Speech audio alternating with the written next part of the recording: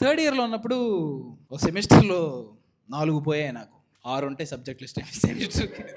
సురేష్ గడ్ అని నా ఫ్రెండ్ ఒకడు ఉన్నాడు. ఇట్స్ చట్పట్టాలు వేసుకుని తిరుగుతున్నాం, 4 పోయాయి. ఎరా మామ ఏంటి సంగతి ఏంటో, రివాల్యూషన్ పెడదాం రా అన్నాడు.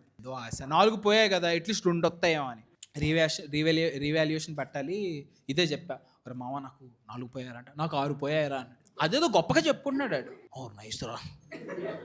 ఇద్దరం లెక్కలు వేసుకుంటున్నాం ఎంతెంత కట్టాలని. సబ్జెక్ట్కి 1200, 4 into 12 తెలియదు నాకు. అందుకే పోయాయి 4. ఆల్మోస్ట్ 5000 కట్టాలి నేను. ఆ టైంలో ఇంట్లో అడగలేము. 5000 అంటే అంతకు ముందే మెటీరియల్స్ కొనుక్కోవాలని 10,000 దిగా. మెటీరియల్స్ కొనుక్కొని 10,000 దిగబెట్టి 4 పోయాయంటే తోస్తారు. ఇప్పుడు ఏం చేయాలి? ఇందులో నా ఫ్రెండ్ వచ్చి ఐడియా, రే మామ పదరా తాకట్టు పెట్టాలి. ఫ్రెండ్ అంటే నువ్వురా అని చెప్పి ఇద్దరం కలిసి చక్కగా వెళ్ళాం. ఆడికి 6, నాకు 4. ఓకే అని చెప్పి తాకట్టు 15,000 వరకు తీసుకున్నాడు. ఎలాగో మిగతా మేనేజ్ చేసేద్దాం, కట్టేద్దాం రా అన్నట్టే ఉన్నా నేను. సరే అని చెప్పి డబ్బులు తీసుకున్నాడు. ఇంకా బయలుదేరాం కాలేజ్కి వెళ్ళట్లేదు. ఎరుపు ఊరమ్మ ఎక్కడికి వెళ్తున్నారా బాబు, కాలేజ్కి వెళ్ళి కట్టేయాలరా, ఇవ్వాలి లాస్ట్ డేటు అని అన్నా. ఏం కట్టేయాలి నువ్వు ఆగరా అని యాప్ట్రానిక్స్ తీసుకెళ్ళి ఐఫోన్ కొంటున్నాడు.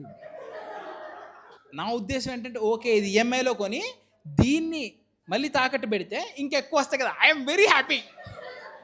దాన్ని గిఫ్ట్ ర్యాపింగ్ చేయంగా నాకు అర్థమైపోయింది ఏదో రాంగ్.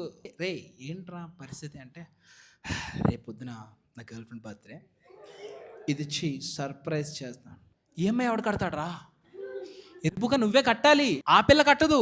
పొరపాటున బ్రేకప్ అయింది అనుకో, నీ ఈఎంఐ నువ్వు కట్టుకోవడం, ఇంకా నీ ఫోన్ నాకు వద్దని ఇసిరేస్తుంది. అప్పుడు ఎలా కడతావు? అది మర్చిపో, నీకు 6 సబ్జెక్టులు దిగేసినాయి. ఇది గుర్తుందా నీకు అసలు? నీది మర్చిపో, నాయి పోయాయి, నీ వల్లే పోయాయి, నాకు ఇవ్వచ్చు కదా.